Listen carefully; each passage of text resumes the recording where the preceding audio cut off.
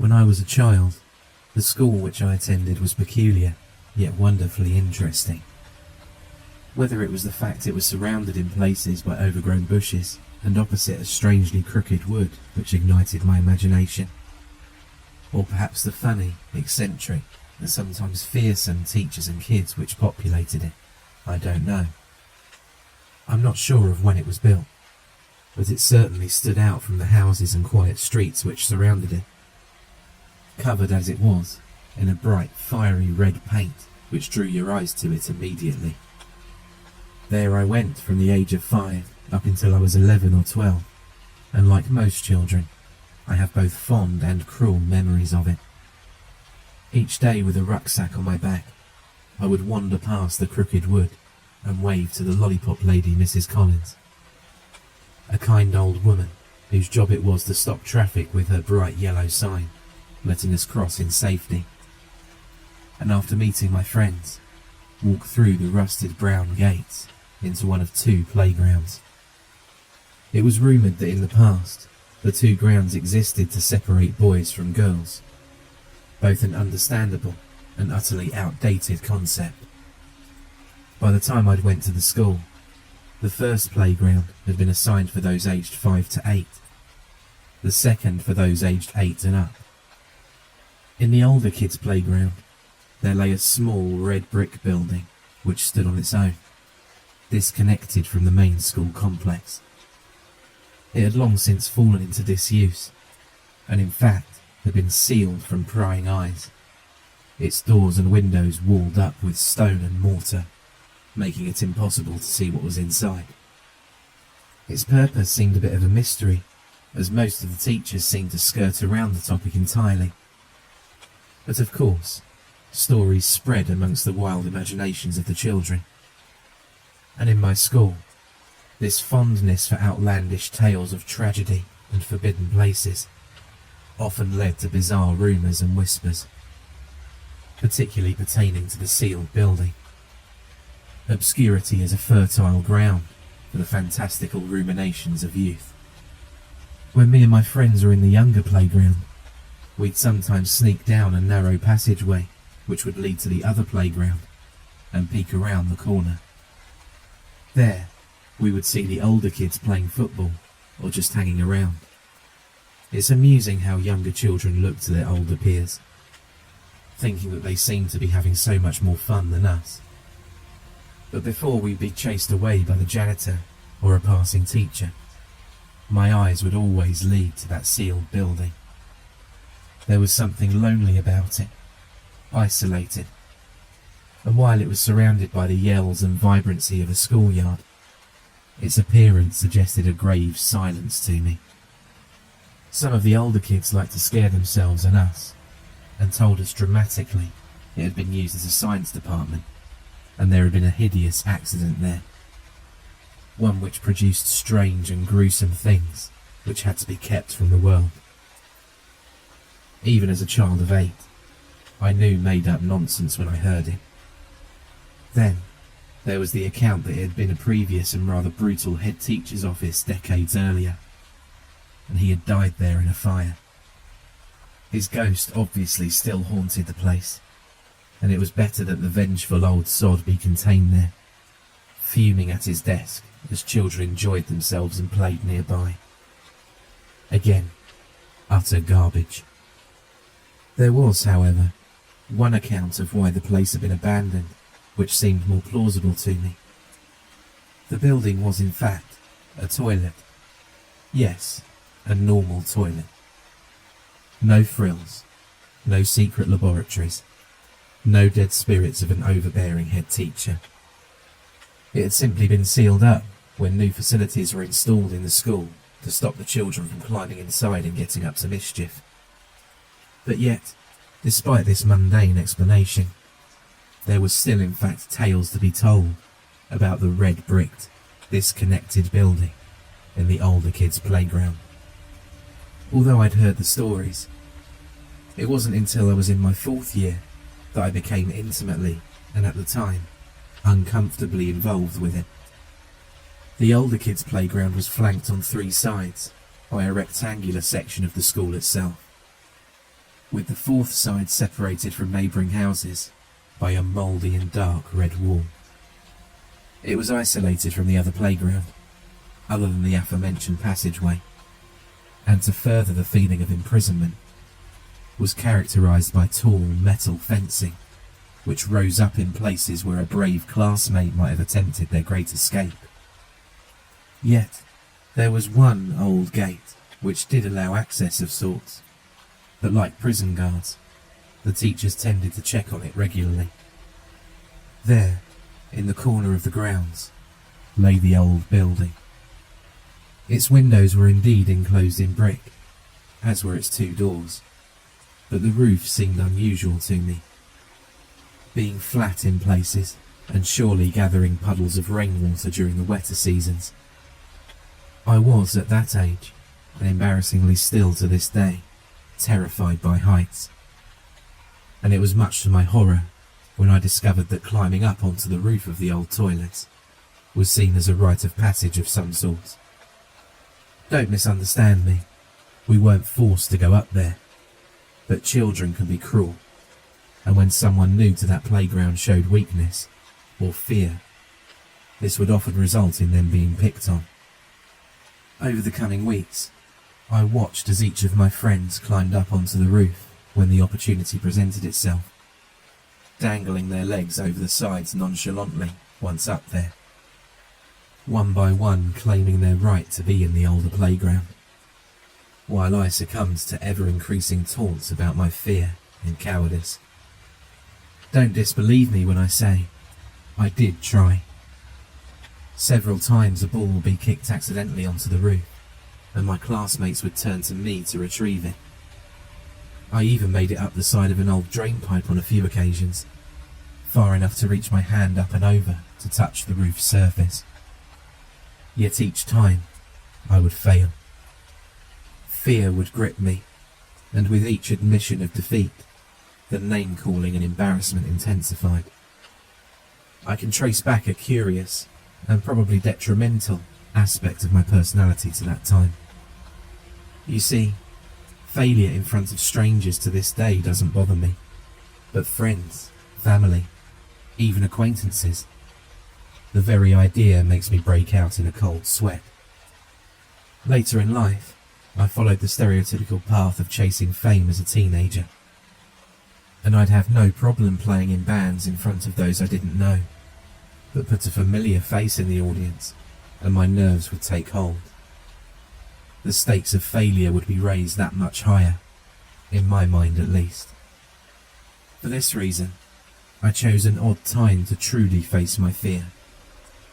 One day after school, I waited outside the gates, watching as the other children slowly siphoned out of the two playgrounds, kicking their feet through the autumn leaves. Parents escorted the youngest of my fellow students, while those of an older age walked with their classmates, some eagerly, others not so, making their way down the hill, past the woods, to their homes in the surrounding area. As the school became ever emptier, and the teachers themselves began to leave, I walked down the street, entering the gardens at the back of the building. I always found the rear of my school to be an interesting place. It consisted of shrubs, bushes, and an old ash football pitch. Our teachers never seemed to use the area for anything, and we were actively encouraged to keep clear of it. Again, there were stories amongst the students that a child had been abducted while playing there years previously. Whether that was true or not, I don't know. Once I was as certain as I could be that everyone was gone, I sneaked through the bushes, up a small incline, to the rear of the playground. There, embedded in the wall, was the narrow brown gate which the teachers kept a watchful eye on, but as far as I knew, was never used. I assumed it had served a legitimate purpose years previously, but for me and my friends, it was the place we would climb over to run around the school grounds at the weekend, when no one was there. It was an exceptional place to play a one-man hunt, with so many nooks and crannies to hide in. As cautious as I was, I wanted to truly attempt to get up onto the roof of the old toilet. In my 8-year-old head, I had visions of sneaking up there in the morning and surprising my friends, or running up there to heroically retrieve a girl's ball. In childhood, we think that those around us really care about our actions, but in truth, they're of little consequence to anyone other than ourselves. Yes, I'd been bullied a little for not being as strong or as fearless as those around me, and that sense of public failure, of insecurity, while a potent sensation at a young age, while in hindsight completely exaggerated, was enough to give me the courage to at least attempt the climb. I considered asking one of my friends to join me, as I was nervous that a teacher might still be there, that I would get into trouble, so I needed a lookout. But this would only have given me someone to fail in front of. I decided to attempt it on my own.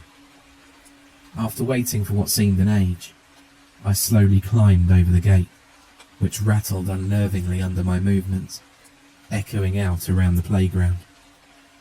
Then, after hesitantly observing the hundreds of windows which dotted the school for movement, and happy enough with the absence of light emanating from them, I stepped silently to the sealed building.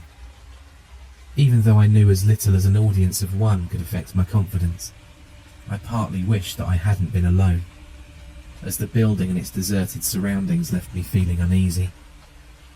I knew, however, that if I just got up there once, that I would have conquered my fear, and I'd be able to climb up onto the roof with ease in future, hopefully putting any name-calling to rest. I stood staring at the drain pipe, which would be my avenue to success, clinging as it did through rusted fittings to the side of the building.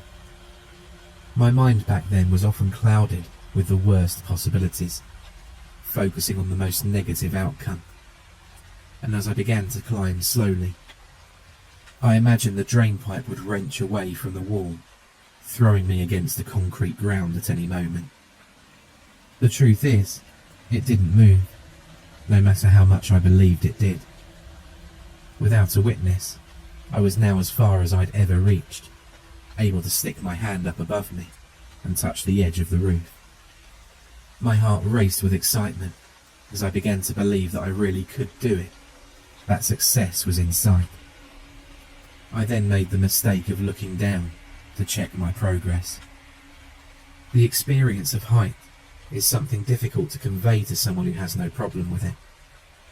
While in reality, I was probably no more than 7 or 8 feet off the ground, I perceived this as a monumental distance.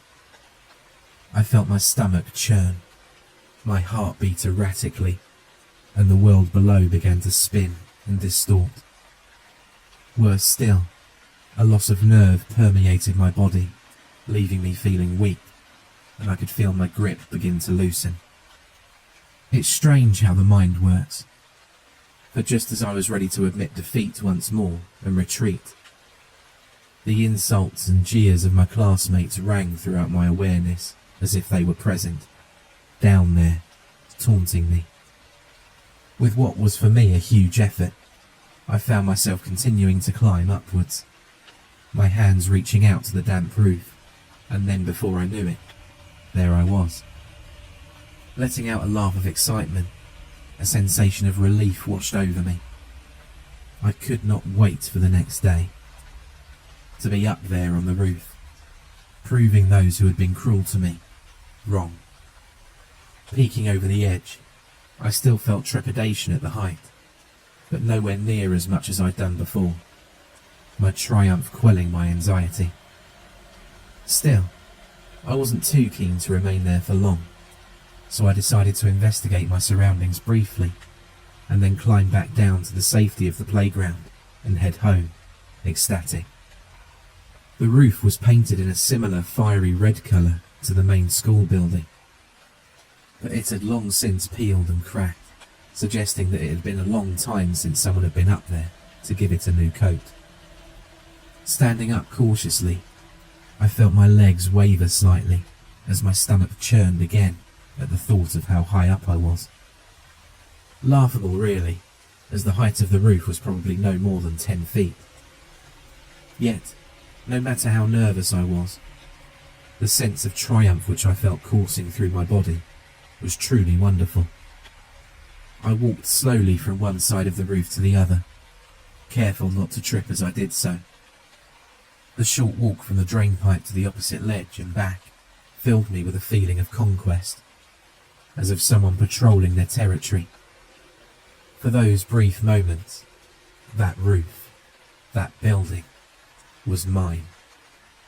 Just as I turned to finally make my way back to the ground, I noticed that in the middle of the roof, there was a hole. I'm not sure how I hadn't noticed it before, although it was quite small, big enough for me to fit my hand through, and little else. Curious, I took a few careful steps, and then knelt down for a closer look. Yes, there was a hole, and the light from the evening sky passed straight through it, illuminating what lay inside. I put my eye as close as possible to the opening without blocking the light, and was surprised by what I saw. Down there in the darkness, like a perfectly preserved tomb, the old-fashioned white tiling remained intact. I could see the sinks where students years ago once washed their hands, or flicked water at one another for amusement, and 3 stalls. Cubicles with strong dark brown doors, lying there as if still used. The air inside was tinged with dust and age, yet if someone had told me that the building had been sealed only the day before, I would have believed them. All but for one thing: a layer of stagnant water which covered the floor, no doubt accumulating there from rain dripping in through the opening in the roof. Then I became aware of a strong smell, one which left my eyes stinging slightly and my mood apprehensive. Yes, there was no doubting it. Someone was smoking a cigarette nearby. My heart sank as I lay there, motionless, cursing myself for taking too much time on the roof to celebrate my victory. A teacher, or perhaps the janitor, must have stayed behind to work late, and was probably standing in the playground below. I thought they must have been close, as the smoke smelled thick and oppressive. I lay curled up on the cold, wet concrete, waiting for whoever was there to leave. The now almost caustic smoke seemed to be increasing in strength, and several times I had to hold my breath, frightened I would cough and be caught. I don't believe I exaggerate when I say I lay motionless for half an hour. Yet it took me all that time to make a simple, yet unsettling observation. While I could smell the smoke, indeed feeling as if I was inhaling just as much as the unseen smoker themselves, I couldn't see it. I would have expected to have seen the smoke rise up and over the rooftop, but not even the slightest wisp was evident. The autumn sky was now dimming, and I grew frustrated as the cold, damp stone below me sent chills through my body. Wishing I'd never went up there in the first place, I felt hunger approaching, and I knew that by now my parents would be worried about me. I persuaded myself that I could at least dip my head over the edge of the roof and quickly take a look to see who was there. Maybe if they were on the other side of the yard, I could climb down unseen. I slid across the roof as quietly as I could and slowly peered downward, sure to not make any sudden movements to attract attention. There was no one there. The playground was empty, and the darkened windows of the main school building seemed as vacant as they had done before. Yet the smell and taste of cigarette smoke still filled my lungs and stung my eyes. Then I witnessed something which rooted me to the spot. A single curling strand of smoke slid upwards through the hole in the roof. Someone was down there. Someone was inside that room beneath me. This seemed impossible. As far as I was aware, there was no way inside. The building had been sealed off perfectly from the outside world, yet there it was. a puff of cigarette smoke, which escaped first from the mouth of someone unseen below, and then through the hole in the roof to where I'd been lying. My triumph of finally facing my fear of heights seemed a distant memory, and now all I could think of was getting off that roof to safety down below. But the hole lay between myself and the drainpipe, and curiosity being as gripping a mindset as any, I decided to take a quick look inside before quietly making my escape and leaving the building behind. As I approached the opening, the smell of smoke grew stronger still, and as I peered inward, the thought of "don't look" filtered through my mind. But it was too late. I had looked. At first there was nothing. The room below seemed darker than before, but this could be explained by the dimming sky and my eyes adapting to the change. What couldn't be explained was the noise I heard coming from inside. It seemed distant at first, indistinct and uncertain. Then it gradually took form, to me sounding like someone choking. I smiled to myself, thinking it was probably the cigarette smoke, and that maybe some local kids had a den down there. But then suddenly, in the gloom, my eyes were drawn to one of the cubicles. Its door was closed, and yet I wasn't convinced it had been before. I tilted my head closer to the hole, but my angle of view shrouded the inside from inspection. As the choking sound increased in volume, so did the smell of smoke. Then sound and smell were joined by something that chilled my very soul. I panicked and let out a cry as the door quivered with the impact of someone violently kicking it from the other side. Smoke now filled my lungs, and as my eyes watered, I could barely see anything both inside the building and out. Then it stopped. The choking sound had disappeared, and the smell of smoke had simply vanished. For a moment, I started to think I'd imagined it all.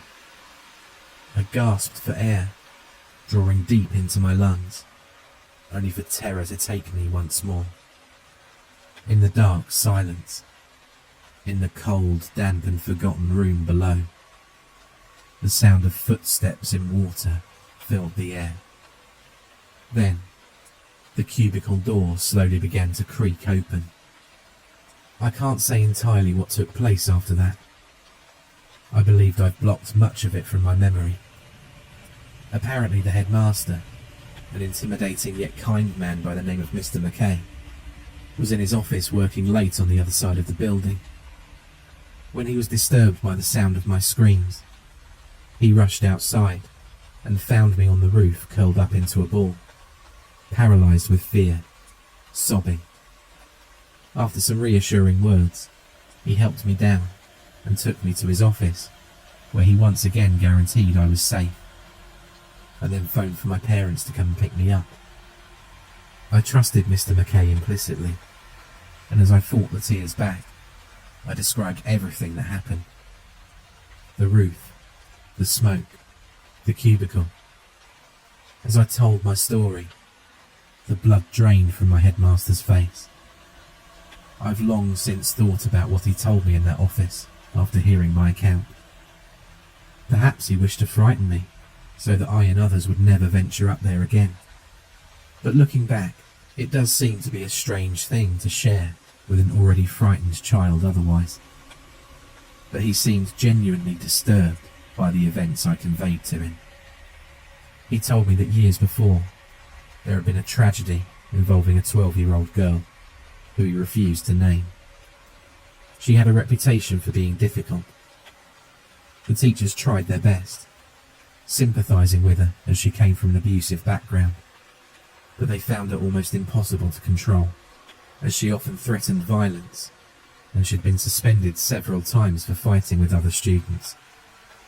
One day, she decided to skip a class, and she managed to persuade 2 other girls to join her by promising them a cigarette each. So as the story went, The girls sneaked away when the bell for class rang and hid in a toilet. The details of what occurred afterwards were less than forthcoming, but what was clear was that the poor girl had a seizure of some kind and died right there and then. The other girls claimed they'd already left before this happened, but there were rumours and accusations, of which most only whispered, but many believed. It was suggested that the girl had been with her friends when the seizure took place, and out of fear of getting caught smoking and skipping class, they lifted their friend into the stall, closed the door over, and then left her there. Whether they believed that she would perhaps recover or not was the subject of much speculation. The scratches and bashes on the inside of the cubicle suggested most definitely that she continued to convulse while there, perhaps even in an uncoordinated attempt to escape and call out for help. In the aftermath, the building was closed off, and the school and community attempted as best they could to put the tragedy behind them. Perhaps Mr. McKay made the whole thing up just to terrify me, taking what I'd thought I'd experienced and using it to concoct a story designed to scare me away from ever going back to that place. Unfortunately, a few unwelcome things transpired after that. I did indeed avoid the roof of that sealed building at all costs. My fear of heights was nothing compared to the dread which that building then held for me. My schoolmates, of course, didn't believe my version of things, accusing me of lying about the whole story just to avoid being made fun of. As far as they were concerned, I never got up there. Lastly, I did have a recurring dream throughout my childhood, one which I would wake up from in a cold sweat, curled up in my bed, screaming. I know that in it, I'd be lying on that roof, peering down through that hole into that abandoned place. But the memory always seems vague somehow. All that's left is an impression of a cubicle door creaking open and something staring up at me from within.